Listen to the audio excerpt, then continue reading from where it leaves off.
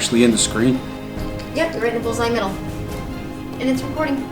I don't like it. Why? Because you're not smiling or anything. Well, I'm not ready to shoot yet.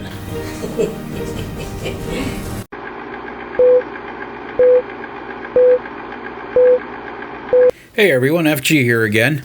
So my last video was about the overhead console and mounting some switches into it.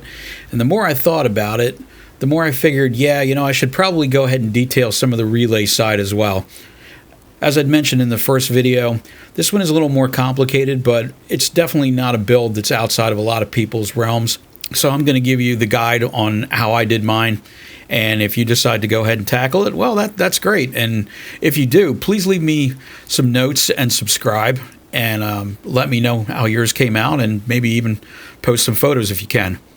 Anyway, so to run down quickly the whole project's genesis, you see in the first couple of photos that these are some items that are commercially built fuse and relay centers, which I really liked.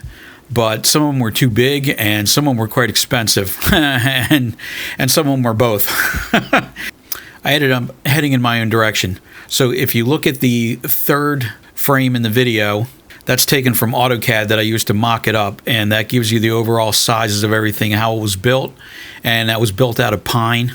I just used regular wood and gave it 4 coats of paint, and I've had zero problems with that because it's way back in the engine compartment, and for the most part it stays completely dry. So I've never had any issue with that. This was an idea that really the original genesis goes all the way back to an '83 Camaro that I had many years ago, where I had built a massive stereo system for it and had constructed something very similar to this, although it was a little smaller. I had hit a deer with the car and completely destroyed the front end. So after I got the bumper and everything all back together, I went and got a fiberglass hood for it and realized that the fiberglass hood was so flexible and thin that I was not going to be able to use the original hood lift struts or the original hood latch. So I ended up removing all of those parts, including the cable that ran inside to under the dash where you'd usually pop the hood open. And so I ended up installing high security recessed round locks, 2 of those, and hood pins, as a lot of race cars have, and that worked out fine, which left a big empty hole between the headlights where the hood latch assembly used to be. So I ended up mounting my fuse and relay box right there. Turned out to be a perfect place for it. It wasn't far from the battery. I was able to run my heavy cables over to the battery, bring it up into there, had my heavy-duty fuses, and then ran that through, pulled through the firewall, came underneath, went through the car, and where the back seat used to be, I had removed that completely and installed a massive amplifier and relay rack, including an active crossover, 2 amplifiers, and a second battery with an isolator. Worked out quite well. So anyhow, with all of that experience in the past, this is where I decided to go.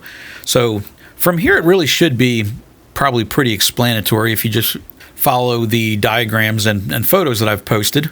From there, along with that AutoCAD drawing, you should be able to reproduce this if you have a reasonable amount of wiring experience. Should be pretty easy, and as I said, it's been installed for almost 6 years and I've had no problem. It's been a great project. Till next time, FG out.